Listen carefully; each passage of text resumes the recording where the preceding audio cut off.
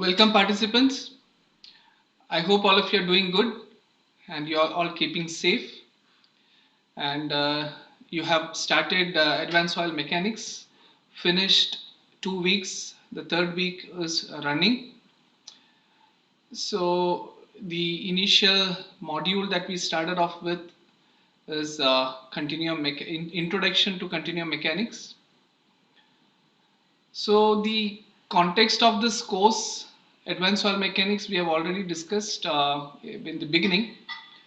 Rather, it's more like a guide to how to learn soil mechanics in a more advanced manner, which is a bit different from the undergraduate learning. So what additionally we need to focus more, so that will improve upon our understanding. So that is the basic objective of advanced soil mechanics course.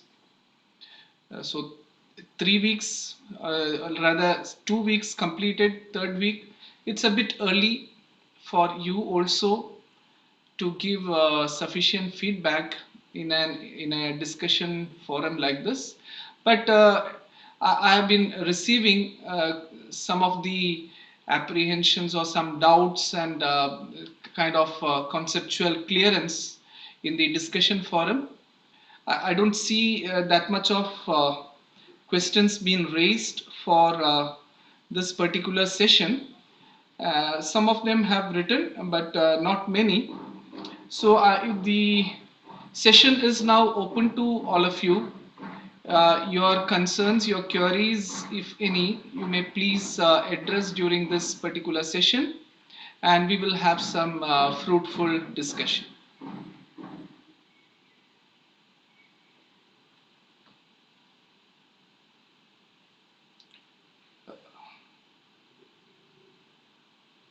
So there is Ujjwal Kumar, he has asked, I want to enhance my understanding in solid mechanics. Please suggest a comprehensive course. In fact, yes, this is a very important aspect in whatever we learn as solid mechanics during our undergraduate may not be sufficient and good enough when you want to do something in a research mode. So if you want to do something more advanced, we need to place, or we need to have our understanding in terms of elasticity, elastic models, where the yielding starts and how the plastic deformation happens, specifically for elastoplastic materials like soils. So that's the whole purpose of introducing continuum mechanics in the first 3 weeks.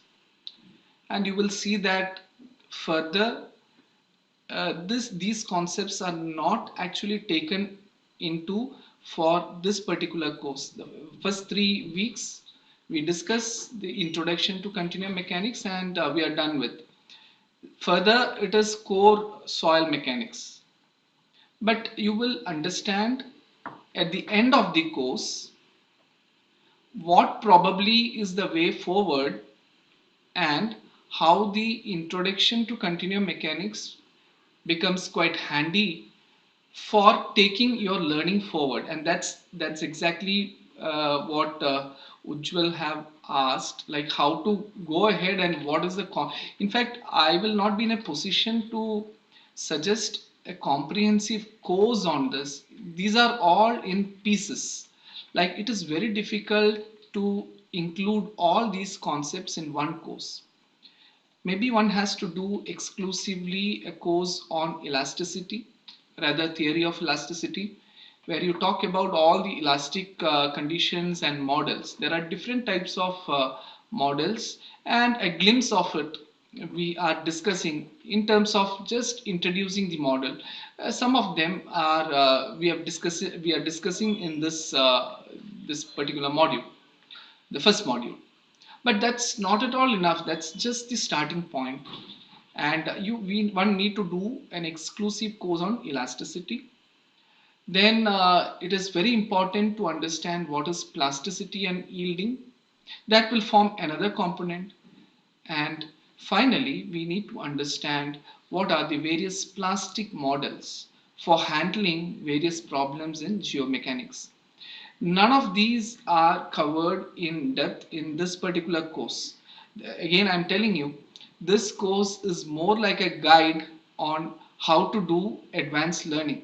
Rather, we will not be in a position to get into the details of these aspects in detail.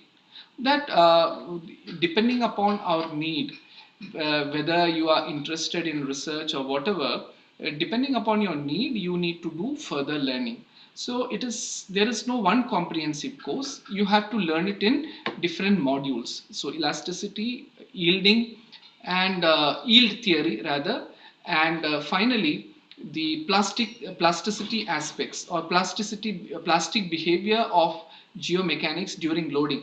Please don't misunderstand with the plastic behavior means we have an index characteristics which is plastic limit. Please don't misunderstand or get into those. We are talking about the geomechanical characteristics for which the plastic behavior becomes important. Now, when you understand all these three modules properly, then comes how you will use the continuum mechanics principle in stitching all these three things together. And that becomes the actual constitutive modeling, and where you will be able to apply these principles in practice. For example, many of you would have used various softwares for solving the geomechanical problems. So for example, Plaxis or FLAC or whatever. So the final stage of implementation needs you to stitch together all these concepts together. So that is how one has to learn this particular subject, not advanced soil mechanics, when you want to actually understand the behavior, rather constitutive behavior of a given material. And for us, it is soils and rocks. So then another question, it's not clear to me. If you want, you can please raise the question once again. I'm not able to understand what the question mean. So I'm skipping that. Then somebody has yeah, Hansraj has written about soil test, but again you may expand your question what actually you want to learn. And there is another question by Dr. Mittal. What is the use of soil mechanics in agricultural engineering? Uh, See, it depends. In fact, soil mechanics is not the subject only for engineers. It also has a lot of science into it. We basically discuss about the mechanical characteristics, and we are mostly focused on that. But soil mechanics has got innumerable applications. The concept of soil mechanics have innumerable applications even in agricultural engineering. Even the tensorial approach that we learn and the stress strain response that we learn is important in agricultural engineering. For example, when you do tillage, when you do the transformation of soil by using some tractors or some rollers or whatever, the tilling practices, all these are the mechanical characteristics. Maybe last week when I was preparing for this particular course, I came across an article where the tensorial approach has been applied in agricultural engineering. So if you really look at the various kind of literature that are published even in agricultural engineering, you will see that certain aspects need these tensorial approach of stress strain behavior and failure criteria. So that is about the geomechanical characteristics. But what is of more importance when it comes to agricultural engineering is the water retention behavior. I mean to say, it has something to do with the hydrology aspects as well. So water storage, like the unsaturated soil behavior, and so on. So the knowledge, what we learn in terms of hydraulic conductivity, seepage, and the saturated, unsaturated flow characteristics, all these things becomes very important in terms of agricultural engineering. But we are not discussing, as I discussed in the very beginning of this particular course, the aspect of hydraulic conductivity, that means of flow characteristics, and compressibility is not dealt in this course. We are exclusively dealing with the mechanical characteristics, rather the stress strain response and the strength of the soil. Even with this small module, it is very difficult to put everything in one at one place. That means in this particular course. So other aspects are not discussed, but soil mechanics has equally a lot of interdisciplinary applications in various fields, not only agricultural engineering, various other fields. Even the drought management, it has got a lot of role. The knowledge of soil mechanics has a lot of role in that as well. Okay, there is a question from Sagnik Purket. Refer lecture 9. For a given stress tensor, why after getting 3 eigenvalues we cannot able to get values of components of eigenvector with that 3 equation? Why additional equation is needed to solve that? In fact, this particular thing has been discussed in the lecture itself. This is we don't have 3 independent equations. If you see the way in which if you have unique solutions, then it is possible, but most of the time one is related to the other, so it is a dependent one. So you don't actually have 3 independent equations for solving 3 unknowns. So that is the reason that for 3 combinations of eigenvectors, I mean to say. So I don't remember, I don't have the slide right now, but the reason was also stated at that particular point why we needed an additional equation. The reason is you cannot solve it using the 3 substitutions, because when you do the 3 substitutions, you are not going to get 3 independent equations. And why it is not 3 independent equation, one is dependent on the other, the explanation is already there. Sorry that I don't have the slides right now, but if it is not clear still, you may please drop an email. I will revert back referring to the slide. Okay. Uh, okay, so there are some questions that has already come up. Can we say traction as resistance of body when a force is applied? Absolutely. In fact, traction is the name given. Only thing is, for a given combination of forces which is acting on a body, what happens internally as a resistance? That resistance is given by traction. So it's a general name. Now when you go and talk traction when you discuss outside, like you can say that when there is a force applied on a plane, whatever is the resistance, that is normally considered as a traction. That is what we know. So here also the context is the same. So we are there are forces acting externally. Now what is the kind of resistance which the body exhibit to this external set of forces? This is for a given plane. So you're cutting it and you are releasing the internal force. So how will it look like? How will you quantify this internal mechanism? That is given by traction. So whatever you are told is correct. It can be considered as a resistance, and it's a kind of overall resistance acting on a plane. Now here please underline the term plane. It's acting on a plane, so it is always attached to a plane. Now that is how the concept of stress acting at a point was got emerged. So we don't want anything tagged to a plane, because then there are innumerous planes. So traction is then mapped onto as stress tensor. That was the concept. So what you told is correct.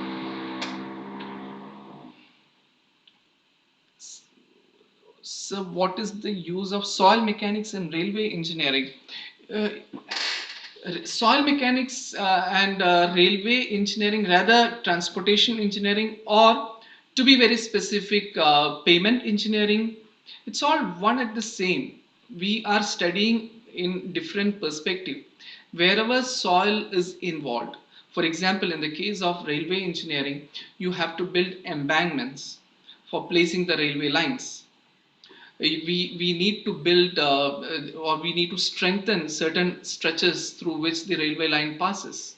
The base, sub-base, and the surface course of the pavements, or maybe the railway lines, everywhere you have the involvement of soil mechanics.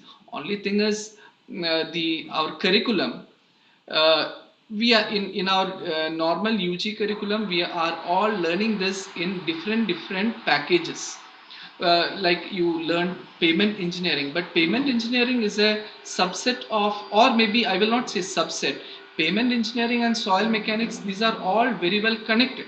So whatever principles, for example, if you're dealing with stress strain response, now when the vehicle moves on the pavement, or when the railway when the train passes on the embankment, whatever is the stress strain response that gets developed in various base and sub base courses, or maybe within an embankment, it's all going to be the same. The pore water pressure in the case of saturated condition, the pore water pressure development, it's all one and the same. So the principles are not changing, and there are a lot of applications. I would say soil mechanics itself is something very important when you want to design the kind of base and sub-base courses or embankments where the railway lines are placed. So it has got its application.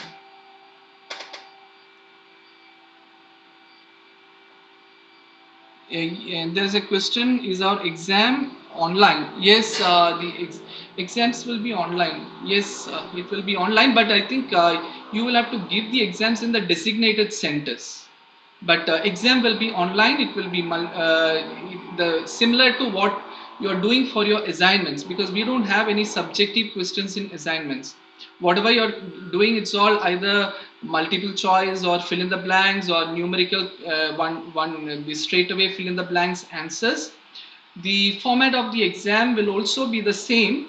Only thing is, you will have to appear it at a designated centers. That's what I understand. uh, can I get the composition of granite dust? I mean, after converting granite blocks to tiles, and where we can use it. Well, this question, it is difficult to answer. Like composition of granite dust, what I understand is it will depend upon the manner in which the granite is powdered, or what force it has been subjected to. So giving a composition means it will not serve any purpose, because it will be case specific and condition specific, rather load specific, what it has been subjected to. So I don't understand the actual need for this particular question. Can I get your mail address? It is very well there in the introductory lecture. Please refer to the introductory lecture, and any sort of like feedbacks. Let me tell you frankly, this is the first time for me, this MOOC on advanced soil mechanics. So I expect that there will be quite a few mistakes that comes along with, because when I get the video which is recorded by me, and when I start doing the proofreading of or when I start correcting my video, I can see many places for sigma I will say epsilon, but in the slide it will be epsilon, it will be sigma, but when you're talking to a camera, it is very difficult. You are bound to have a lot of mistakes, and you are so careful that you make a lot of mistakes. So that's the kind of situation which I've seen in some of the videos which I have recorded, and some of them with myself and help of my TAs, we are trying to find those mistakes, but participants are the best people to judge because you are hearing it for the first time. So when you go through the videos, if you find there are some major mistakes and which has not been corrected, I request you to drop an email. You need not put this in the group, because that's not going to serve. Or you can put in the group also, because others also understand there is a mistake. But at the same time, I would suggest that you can write to me directly, so that when it comes the next process of correction, we will get it done. So I request you to follow my email ID, which is given there, or it is there in the web also. But in the introductory lecture, I have kept my email ID.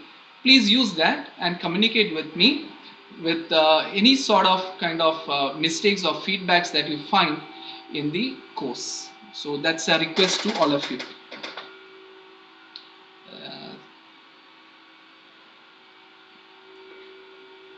What are the important testing for a characterization of soil material to do finite element analysis? The question is not complete, because finite element analysis can be done for several purposes.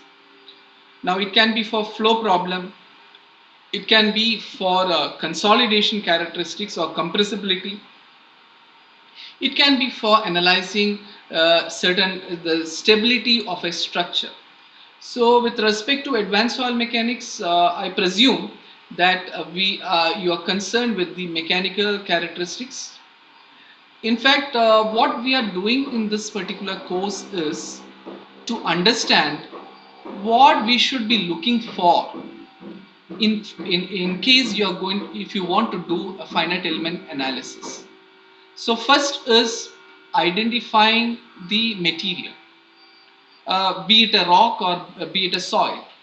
Now this we are discussing extensively in an undergraduate course, like what are the different characteristics you need to look for.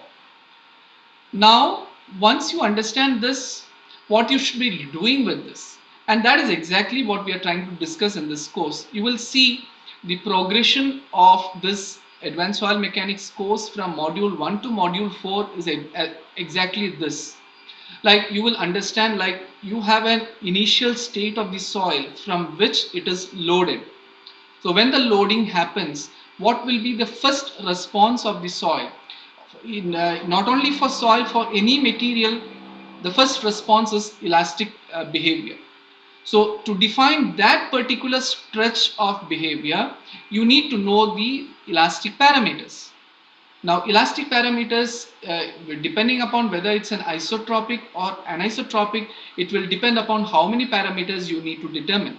Now for a simple model which talks about isotropic behavior, you need to have two parameters, that is modulus of elasticity E and the Poisson's ratio mu. Or you can discuss this in terms of bulk modulus K and or shear modulus G. So K, and if you are considering K and G, it is inclusive of E and mu. So at a time, at least two parameters you need for defining the elastic behavior of the same material. Now as the load goes on increasing, what happens? It cannot sustain its linear behavior. It starts deviating. Rather, it becomes non-linear behavior. Why it becomes non-linear behavior? Because at some point it will yield. Now what is meant by this yielding? How do you define this yield point? Now for that you need to define certain parameters which you will understand by the time you reach module 4. So you need to define the yield limit. So what is the yield limit is the next parameter which we should have. This yielding may be same as the failure. For example, in the case of Mohr Coulomb failure envelope, we have C and phi dash. Now these parameters are nothing but an indication to the user telling that when you reach this particular state, the soil will fail or the rock will fail. So this is exactly the next set of parameters in terms of Mohr Coulomb, which because we are quite familiar with Mohr Coulomb failure criterion. So you need a failure criterion to define at what point the soil is done with. See, I cannot take any more load. How will you define this? That definition is based on the failure criterion. So C and phi dash for Mohr Coulomb. Similarly, there are many other theories based on which you define this. You define or you set the limit for the behavior of the soil. So that becomes the next one. So either the yield criteria or the failure criterion becomes the next set of parameters. Now, in some cases, the material yields and then it starts showing its nonlinear behavior, which is known as elastoplastic response. If that is the case, you also need to define how the plastic and volumetric, the elastic strain and the plastic strain develops in a material. So that becomes the constitutive model for plastic behavior. So elastic behavior, yield point, how the plastic strain happens, and what is the final state. So you need to have parameters for all these, and that for one particular framework that we are discussing in this course is critical state framework, which you will be able to understand. So what all parameters are needed for defining this? That are the parameters which you need to determine for doing finite element analysis. So when you do a full-fledged finite element analysis, ideally you should be knowing all these, but it is very difficult for a beginner to appraise all these subjects. So if you want to really master both mechanics and finite element analysis just incorporate these models into a mathematical framework for its solution, for an approximate solution. But otherwise, the concepts remains the same. And these are the concepts which you should be knowing, and the relevant parameters to this are the ones you should be determining for addressing a finite element analysis. Can be as when a force, but then stress component is same as can be. Harish, you are asking, can we say traction as a resistance of body when a force is applied? Yes. Then stress component is same as can be called as traction component. In fact, the stress components are, it is coming from the traction itself. You're taking the dot product, no? So that is how you're converting the given the stress tensor into the stress acting on a plane. Now when you say stress acting on a plane, these are nothing but traction components only in the respective direction. You're correct. Okay, yeah.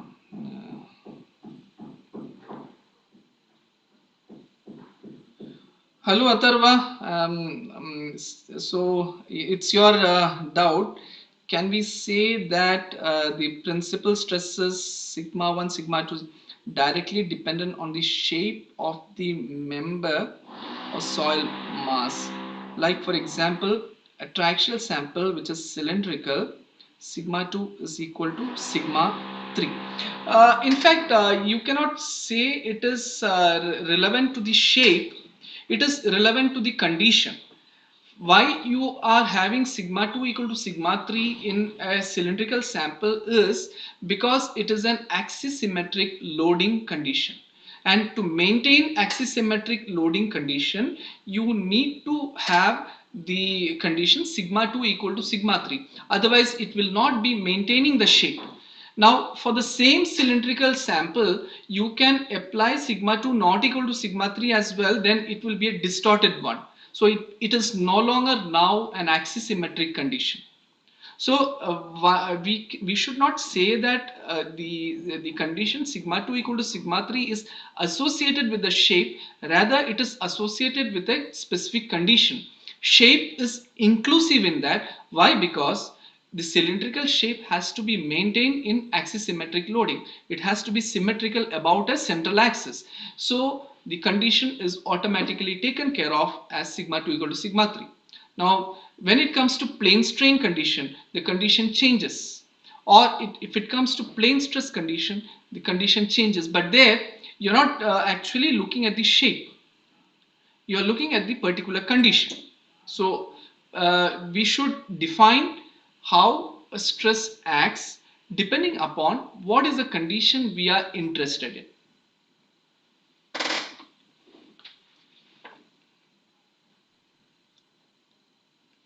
Without pressure plate apparatus, can we compute metric suction? Can you explain?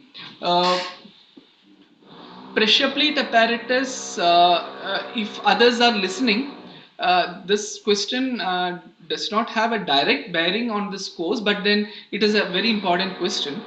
Now, pressure plate apparatus and the measurement of soil suction is mostly relevant for understanding the unsaturated soil behavior. Pressure plate apparatus works on axis translation technique. There are various other methods or sensors based on which you can measure metric suction. Depending upon the measurement range, one can always measure soil suction using tensiometer, which gives you metric suction. If the accuracy is not a big issue, one can always measure using filter paper method. There are some new sensors which are available now in the market, like metric potential sensors. In the absence of salt, any method that you use for measuring total suction, for example relative humidity techniques, it will also give metric suction provided there are no salts present in the soil. So there are other methods other than pressure plate apparatus by which you can measure metric suction.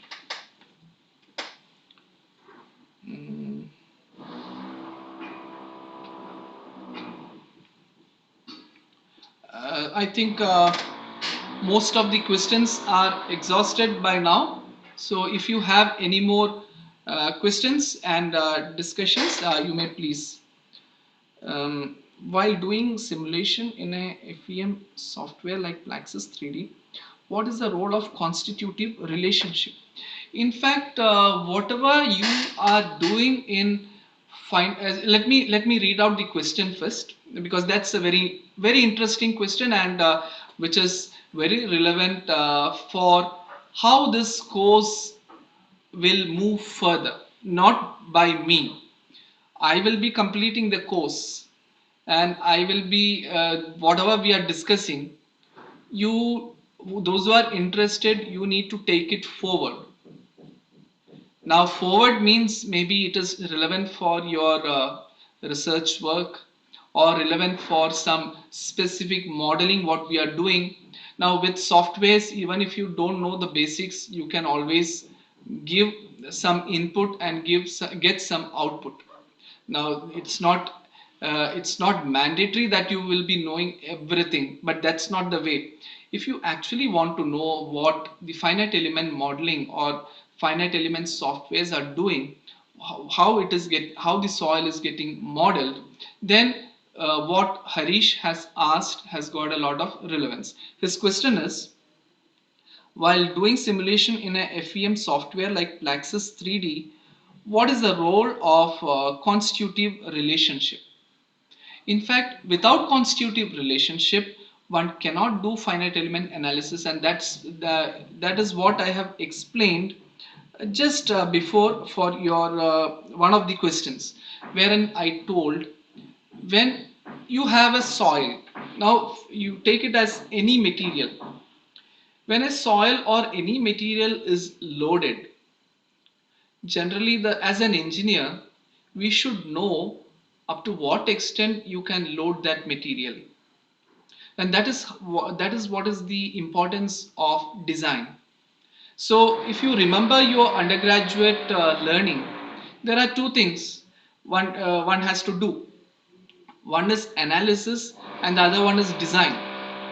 Now, the design principles help you to design certain product, or maybe some structure, or maybe some geotechnical structure, to be very specific, like embankments. Now, how would you ensure that this embankment is going to be stable? So for that, what you do is, you know that approximately these are the kind of load which will be subjected, which the embankment will be subjected to. So the loading conditions are known. That means the boundary conditions are known. And what are the other factors which are going to get into this? You know that. Now the next question is, as an engineer, the next question is, if the embankment is subjected to these loads, whether it can sustain or not. And that's the reason why we do the analysis, and for that we use maybe finite element, finite volume, or finite difference, or whatever, because the whole of the differential equations are solved in an approximate manner using numerical modeling, and that is exactly what you are doing, either finite difference, or finite element, or these days finite volume, or it can be boundary element problems, or it can be discrete element modeling, whatever. But the physics what you have to adopt remains the same. And what is the physics? Physics is how to define the material. This definition of the material comes from the constitutive behavior. What is meant by constitutive behavior? Okay, now it is under zero load condition. Now the load starts increasing. Now in the case of geotechnical engineering, it can be either a geostatic stress, means self weight. Geotechnical, this is a very prominent loading, self weight of its own. And then comes the external load. Now when you do this, when the loading starts, if it is unequal loading, you know that shear stress will be induced, and soil, it cannot sustain more of shear stress. So that is how the concept of shear strength comes into picture. So we need to understand how this body will respond to. Now your question on constitutive relationship means there has to be a constitutive relationship. That means the relationship between stress and the strain, how it evolves when it is within the elastic limit. So elastic constitutive relationship becomes important. In some cases, we say that at the end of the elastic limit, it is directly the failure. Please refer to the lectures on the important constitutive relationship. You will find elastic plastic, or elastic or perfectly plastic, or rigid plastic. So these type of constitutive models defines a particular material. Now whether the material follows that particular behavior or not is a different story. For us as an engineer, it is like you are idealizing certain things. So when you idealize, let's say that a simple model, elastic perfectly plastic, is a more Coulomb failure envelope. So two constitutive behavior are needed. One is the elastic branch of it, the other one is where it will stop, that is the failure part.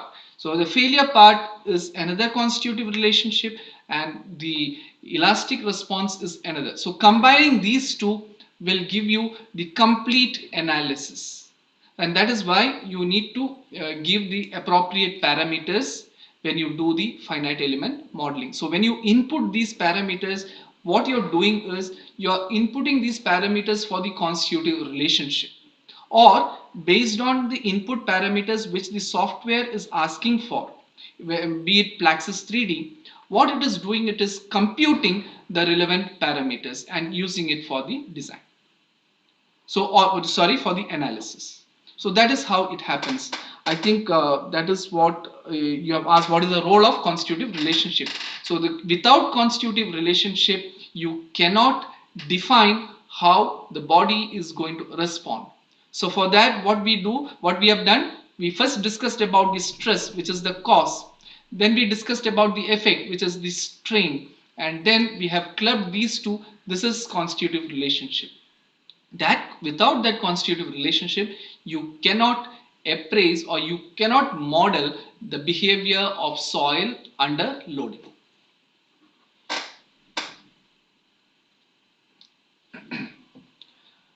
So whatever you have asked, it's almost exhausted. I think most of the things I have answered. And please don't expect answer for every question of yours. Some of the questions I may have to get back to you at a later stage, but then you can pursue me with your doubts and questions. I'll be happy to clarify those. And I know that it is a bit early for you to have very specific doubts on this, because continuum mechanics, the introduction to continuum mechanics is something new to many of us. And as you learn more, you will have more of questions and doubts.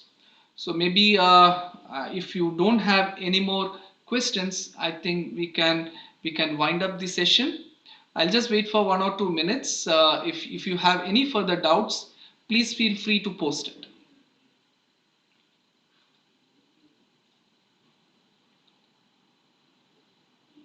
I think there are not many questions. So thank you all of you for participating in this discussion session. I look forward for more of your questions and discussions in the coming live sessions. So that's all for now. Thank you.